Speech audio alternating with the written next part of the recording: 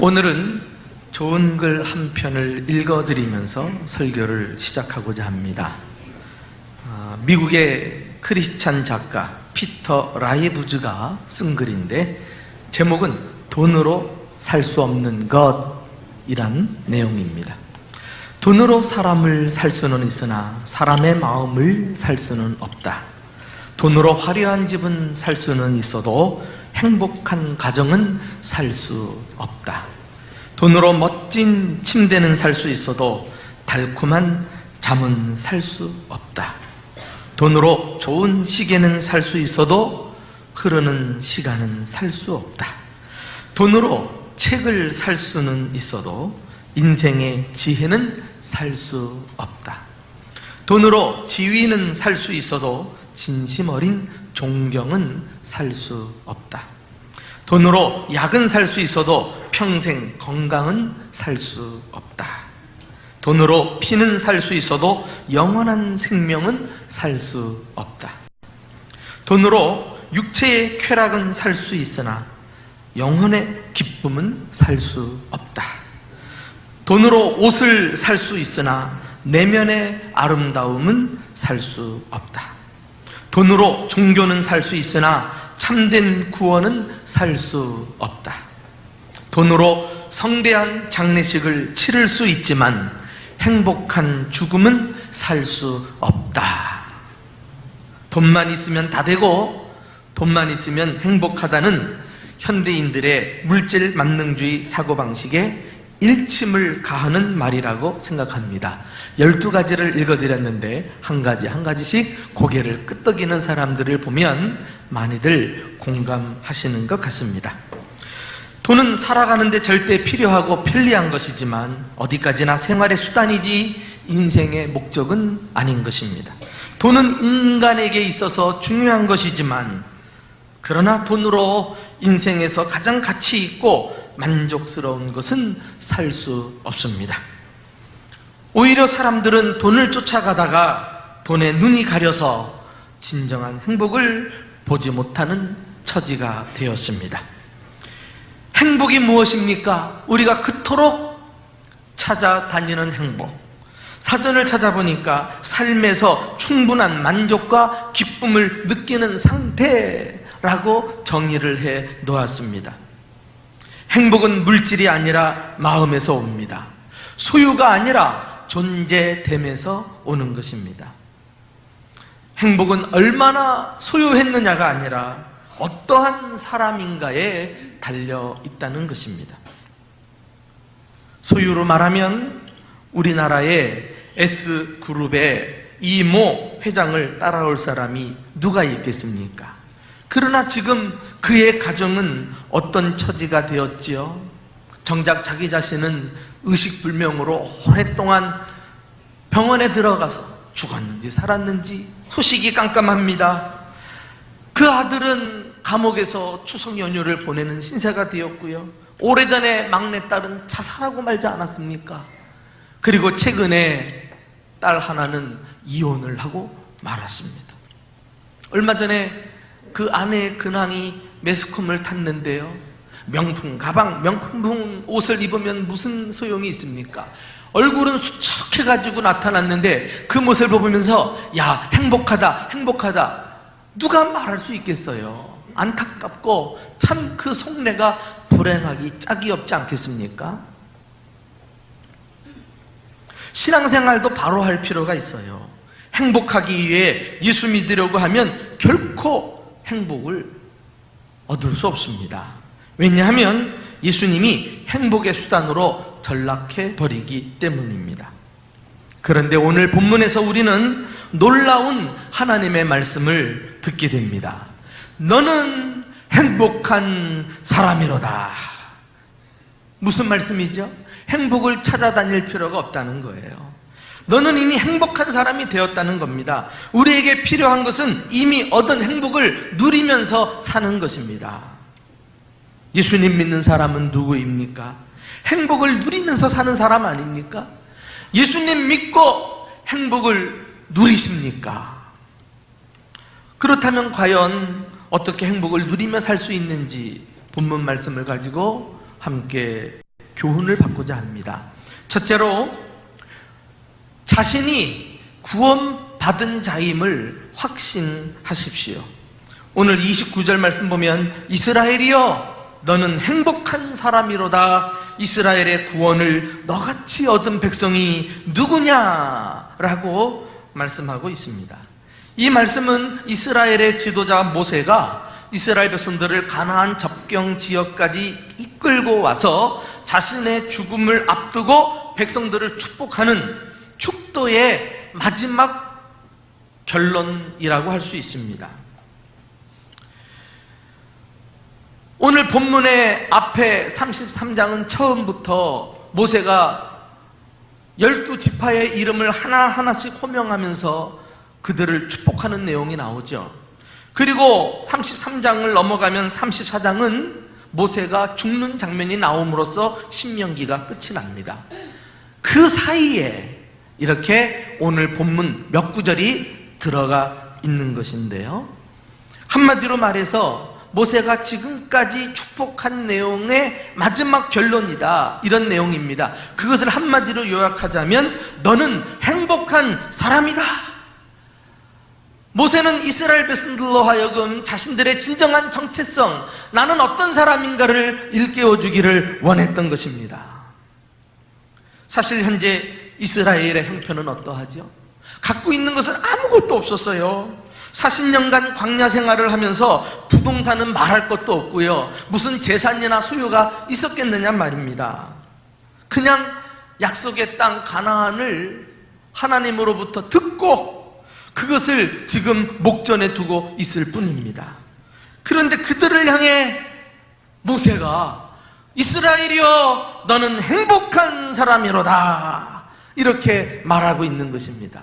그 이유가 무엇일까요? 무엇 때문에 도무지 행복할 것 같지 않은데 행복하다고 성경은 말하고 있는 것일까요? 바로 여호와의 구원을 얻은 백성이기 때문입니다.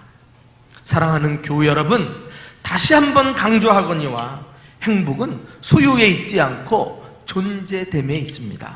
내가 어떤 존재인가 깨닫는 것이 행복의 관건인 것입니다. 우리는 그냥 구원이 아니라 여호와의 구원을 받은 하나님의 백성들인 것을 믿습니다. 여호와의 구원이 어떤 구원입니까? 날 사랑하사 날 위하여 그 아들 예수 그리스도를 대신 십자가에 죽이시고 우리에게는 영원한 생명을 주신 구원이 아닙니까? 세상 천지에 많은 구원을 소리치지만 하나님의 구원은 오직 하나밖에 없는 것을 우리가 지금 받아 누리고 있는 것입니다. 비록 우리의 삶의 처지는 이 세상에서 가진 것이 없고 광야를 사는 것처럼 고난과 역경뿐이라고 해도 세상이 알 수도 없고 세상이 줄 수도 없고 빼앗을 수도 없는 그 복된 하나님의 구원을 우리가 받은 자들이라고 하는 것입니다. 오늘 이 말씀을 하면서요, 앞부분에 보면은 여수로나 또 이스라엘아 이렇게 호칭하는 내용이 나오는데 이것들은 다 이스라엘을 표현하는 다른 호칭들이거든요. 여술은 이게 무슨 뜻입니까? 의로운 백성들이라는 뜻이에요. 의롭다는 의미입니다. 어찌 이스라엘이 의롭습니까? 우리가 잘 아는 동안에 광야 생활하는 내내 하나님의 속을 썩인 백성들 아닙니까? 말씀을 거역합니다. 우상을 섬기기까지 했습니다.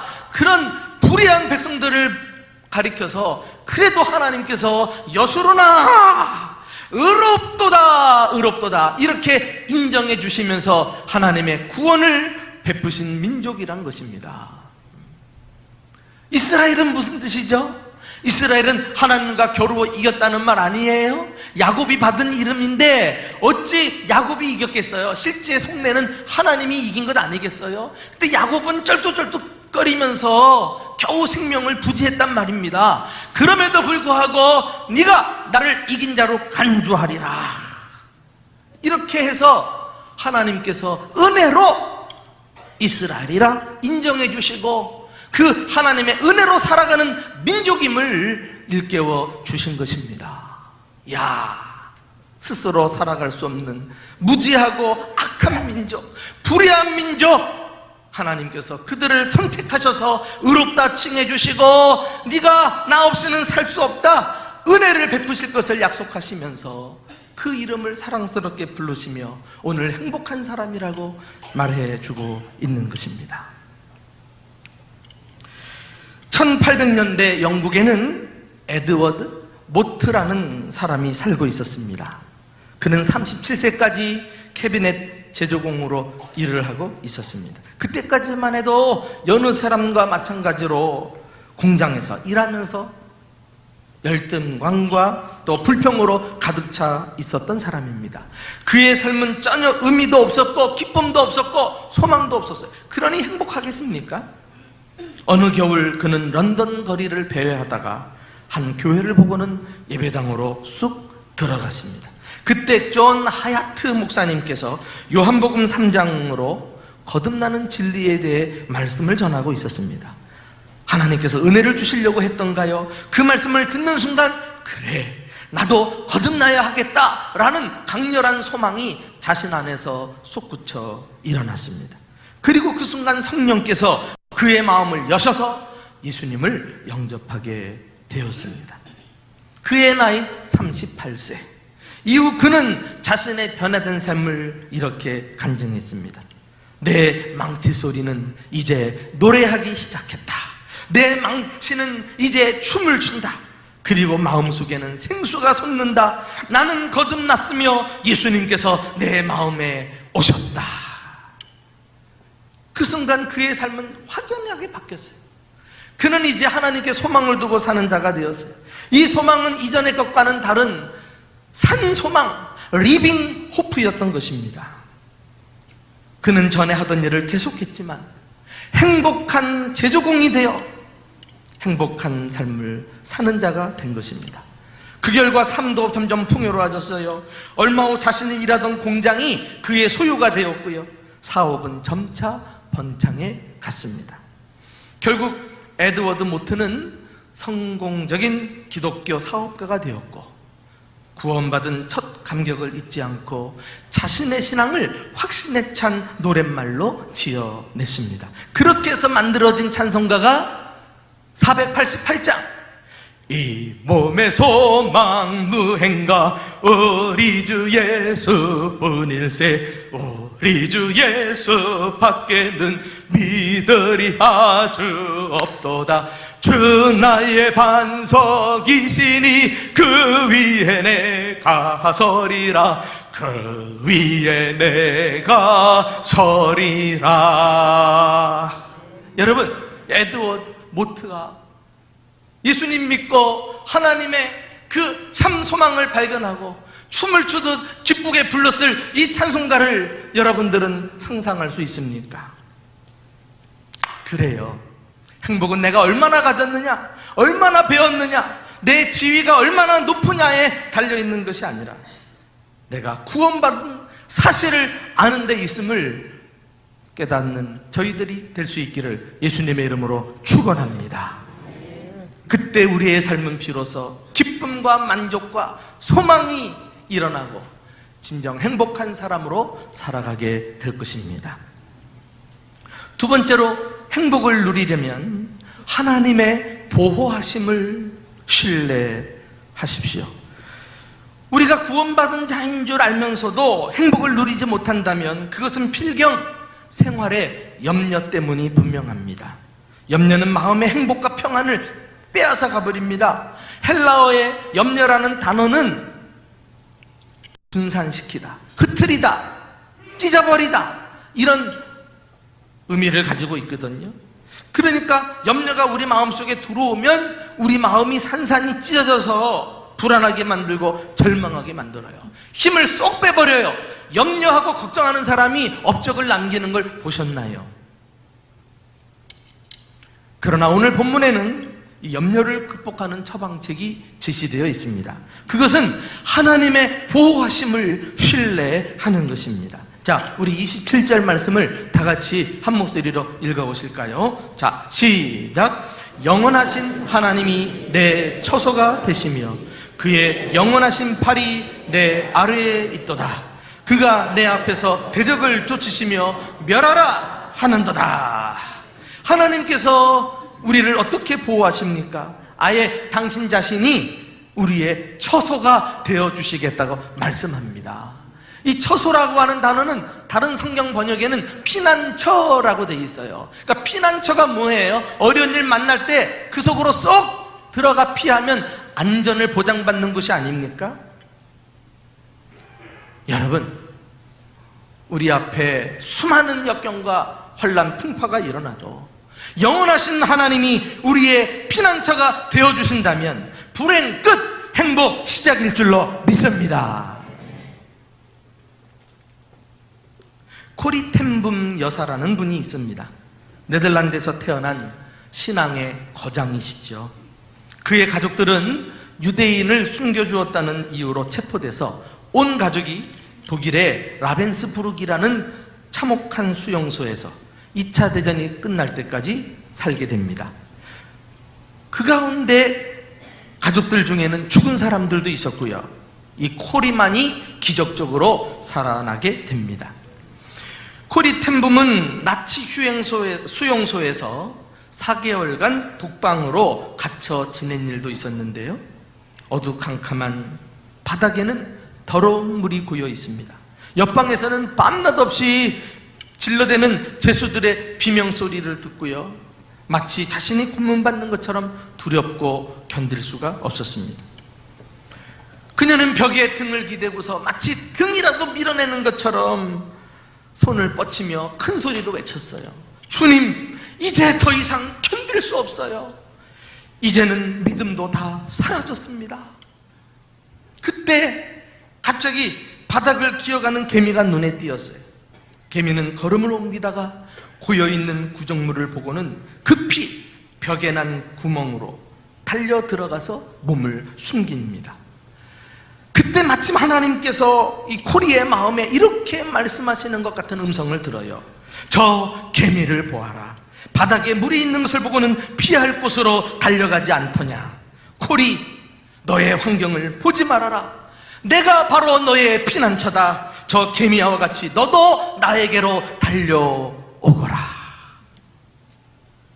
그녀는 비로소 자신이 수용소 안이 아니라 피난처 되시는 하나님의 품 안에 있음을 깨닫게 되고 그 확신으로 수용소 생활을 무사히 끝마칠 수 있었습니다.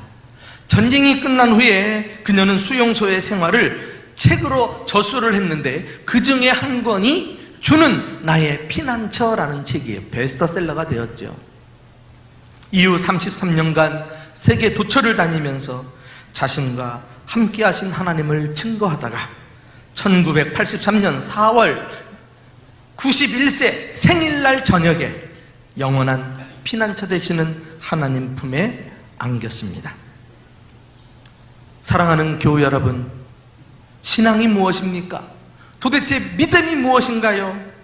환경의 변화에 따라서 나의 감정도 함께 업되고 다운되는 거, 이게 믿음입니까? 아니죠. 환경과 상황에 관계없이 변치 않는 하나님의 약속을 부여잡고 피난처 되신 하나님을 신뢰하는 것, 이게 진정한 믿음인 줄 믿습니다. 본문에는 이 피난처 말고도 다양하게 하나님에 대해서 묘사하는 내용을 찾아보게 되는데 27절에 보면 나의 처소가 되시고 영원하신 팔이시며 이런 말씀이 있어요. 또 29절에 나를 돕는 방패시요 나의 영광의 칼이신 하나님. 어쩜 시도 이렇게 멋진 시가 있느냐 말이에요. 처소가 뭐예요? 아까 말씀드린 대로 피난처라는 말이죠. 또 영원하신 팔은 무엇을 의미합니까? 하나님의 전능하고 능력의 팔을 나타내요. 그리고 돕는 방패는 우리를 보호하시는 것을 말하지 않아요? 그분이 들고 있는 영광의 칼은 뭐예요? 승리를 보장해 준다는 말씀이에요. 신명기에 이 말씀이 기록된 이후에 모든 신앙의 선배들은 구구절절히 자신이 기도할 때마다 어려운 일 만날 때마다 그 하나님을 찾으면서 어려움을 헤쳐나갔던 사람들입니다. 시편에 보시면은요, 하나님은 나의 피난처시요 방패요 요새요 피할 바위시요 산성이요 견고한 망대요 영원한 반석이시로다 하는 표현들이요 그냥 쉴 새 없이 줄줄이 쏟아져 나와요. 이게 무엇을 의미합니까? 과거 믿음의 선배들이 모세가 선포한 고백을 자신의 것으로 삼아서 어려울 때마다 그것을 사용하여 행복한 삶을 끝까지 살아간 것처럼 이제는 우리들도 사용하라는 거 아니겠어요? 써먹으라는 거 아니겠어요? 어려운 환경을 만났을 때 피난처 되시는 하나님을 마음속에 그려보세요. 그리고 그곳으로 쏙 들어가서 숨어있는 우리 자신의 편안한 모습을 한번 떠올려 보세요. 그리고 믿고 부르짖으십시오.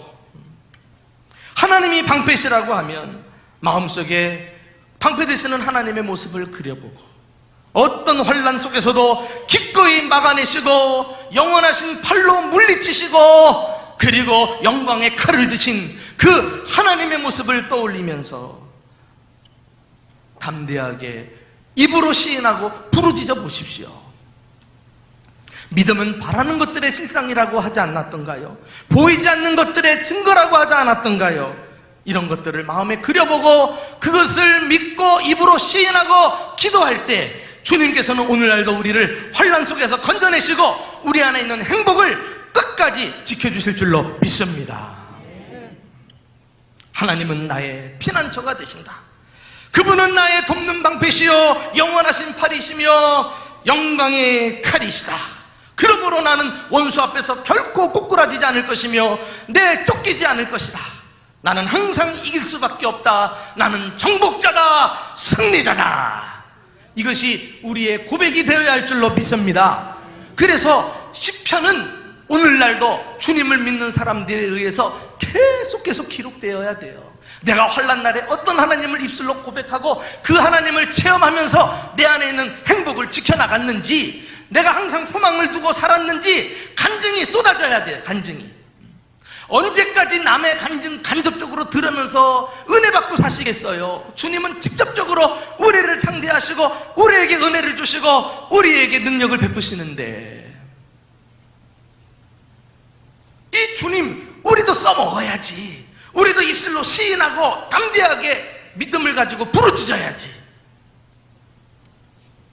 더 이상 환경에 휘둘리지 않고 온전히 피난처 되시는 하나님만을 신뢰하면서 행복한 크리스찬으로 살아가는 저와 여러분 될 수 있기를 예수님의 이름으로 축원합니다.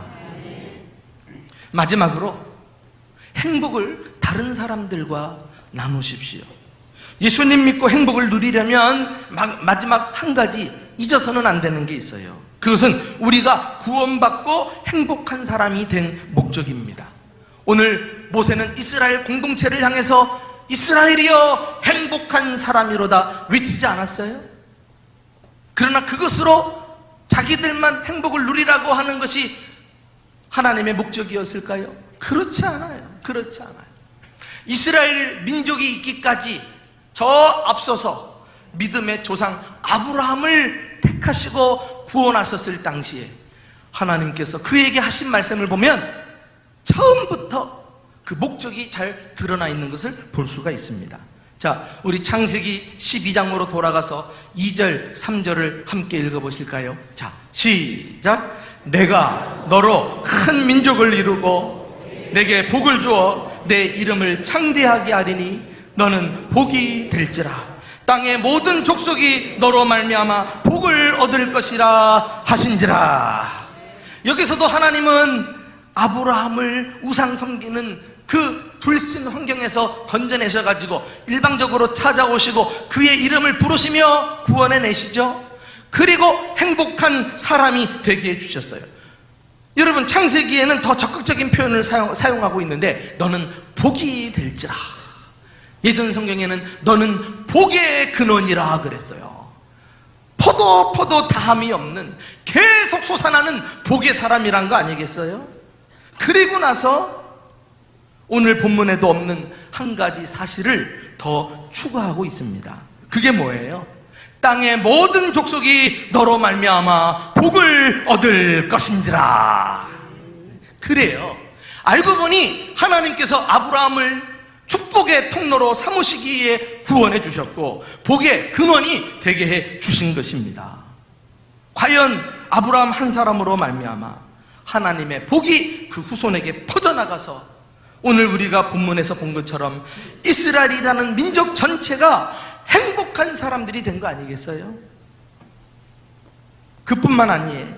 이렇게 한 사람에게서 시작한 복이 한 민족을 넘어서서 전 세계로까지 번지더니 오늘날 우리까지도 하나님의 구원을 받고 아브라함의 영적 후손이 되어 행복한 사람이 된 줄 믿으시기를 축원합니다. 안타까운 것은 과거 이스라엘 민족은 모세의 이 말씀을 듣고도 말이죠, 자기들만 행복한 사람이라고 그만 도취해가지고 자만에 빠져서 이방 민족들과 담을 쌓고 그들을 무시하고 선민의식을 가지고 살다가 하나님께 심판을 초래하고 말지 않았어요? 이제는 우리 순서예요. 우리 차례입니다. 하나님이 주신 행복을 우리만 간직하고 우리만 누리는 것으로 끝나서는 안 될 것입니다. 행복은 다른 사람들과 나눌 때 배가가 되는 것입니다. 하나님은 구원받은 성도들과 이 땅의 교회를 통해서 세상을 축복하시기를 원하십니다. 이게 하나님의 계획이에요. 하나님의 뜻이에요. 그러므로 우리는 땅의 모든 족속이 나로 인해서 복을 받을 것이다, 이런 생각을 가지고 살아야 합니다. 동시에 어떻게 하면 세계 열방을 축복할 것인가, 이런 고민이 우리 머릿속에서 떠나지 말아야 돼요. 얼마나 고차원적인 고민입니까? 얼마나 신령한 영적인 고민입니까? 이걸 우리는 복의 근원적 사고라 그래요. 어떻게 하면 이 복을 쏟아부어 줄까 말이죠. 그러나 나는 무엇을 먹을까, 무엇을 마실까, 무엇을 입을까, 오로지 이 세상의 것에 매여가지고 염려 근심하는 거, 이거 얼마나 낮은 차원의 생각이에요. 이 생존 중심의 사고 아니겠어요? 먹고 사는데 이미 그 문제를 우리는 뛰어넘은 사람들인데, 우리의 보호자 하나님이 계셔서 나를 끝까지 책임져 주실 건데,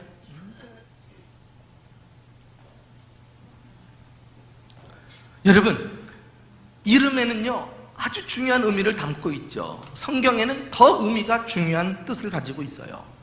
아브람, 최초의 아브라함은 그 원래 이름이 아브람이었어요. 그리고 그 안에 사라는 원래 이름이 사레였고요. 아브람은 존귀한 자, 얼마나 이름이 좋습니까? 사레는 공주, 이런 뜻이에요. 그러니까 개인적으로는 굉장히 좋은 이름을 갖고 있지만 하나님께서 그들을 구원해내신 다음에 어느 날 이름을 바꾸라고 말씀하십니다.